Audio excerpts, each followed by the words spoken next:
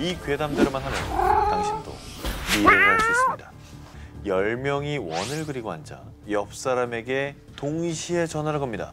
이렇게 동시에 서로에게 전화를 걸면 전부 통화 중 신호가 나와야 정상인데 10대 중 한 대의 전화는 누군가가 전화를 받습니다.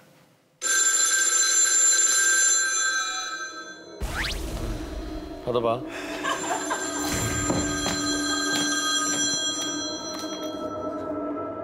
찰리. 지금 바쁘다니까. 끊어.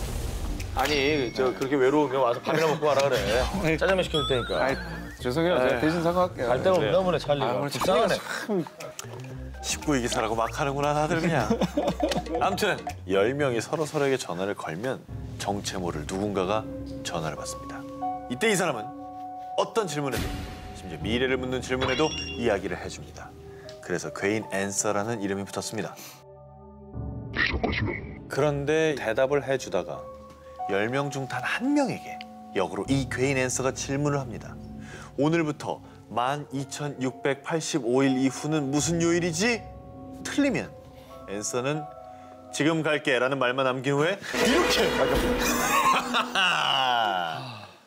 이렇게 마치 졸리던 신체 차에 일부를 감사합니다. 예. 뜯어간다고 합니다. 신체 일부를 뜯어요? 그러니까 이 괴인 앤서가 근데 사실은 그 일본에서 이야기가 너무 널리 퍼져서 방송에서 실험도 하고 그랬답니다. 근데 진실은 일본의 전 국민이 턱보다 낚인 뭐 희대의 사기극이었던 건데 찰리가 17이니까 얘는 19이겠다. 근데 핫한 실화입니다.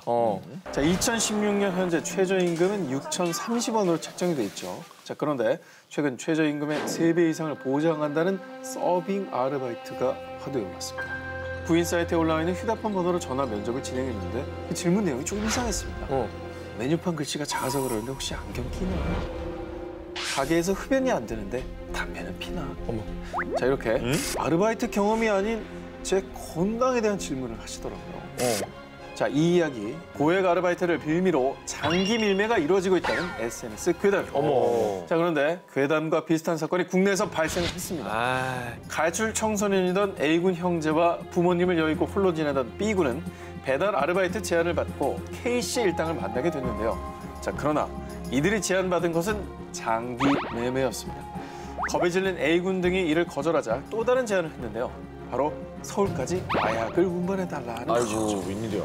그러나 K씨 일당의 진짜 목적은 물건을 배달해줄 사람이 아닌 가출 청소년들의 장기였습니다. 다행히도 범행 직전 부산 해운대 경찰서 강력 4팀에 의해서 검거되면서 미수에 그칠 수 있었습니다. 다행이다. 다행이죠. 자, 어쩌면 가장 무서운 건 귀신이 아닌 인간의 욕심이 아닐까요? 자, 오자 여러분, 미스터리 19 이제 2위 갑니다. 귀신보다 무서운 SNS 괴담. 2014년 10월 6일 오전 3시 20분경 112 종합 상황실로 한 통의 전화가 걸려옵니다. 망치와 톱을 든 남자가 지나가는 여고생이나 여대생을 위협하고 있어요. 신고자는 이 내용이 현재 SNS로도 확산되고 있다고 실제 사건임을 강조했는데요. 자, 실제로 당시 SNS에는 대구 성서쪽 및 상인동 친구들아 조심해라. 티나지 않게 팔짱을 끼고 다닌다는 상세한 인상착의는 물론 추가 목격담까지 올라오면서 대구 주민들의 불안감을 증폭시켰는데요. 아이고. 자, 당시 CCTV에 찍은 범인 사진을 준비했습니다. 어머. 사진만 봐도 이게 보통 사건이 아님을 짐작하실 수 있으시죠? 뭐 들고 있나요? 지금? 망치 있잖아요. 흉기를 들고 있습니다. 자, 그런데 수사에 착수한 경찰이 밝힌 사건의 정말 충격이 아닐 수 없었습니다. 대구 전역을 공포에 떨게 만든 바로 이 범인은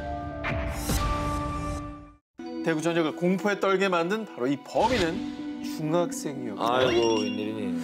자, 대구 경찰청은 이 겁이 많은 중학생으로 인해 벌어진 해프닝이라고 일축을 했습니다. 무슨 소리야? 자, 무슨 얘기냐고요? 늦은 시간 대구를 방문한 친척을 데리러 나가던 중학생은 본인이 가진 두려움을 떨치기 위해서 집에 있던 망치와 톱을 들고 친척을 마중을 나갔습니다. 자, 그런데 이후 일반 시민들이 해당 사진을 사연도 모르고 SNS에 올리며 괴담이 퍼지게 된 건데요. 지금 뭐 주황색 비옷 같은 것도 있잖아요.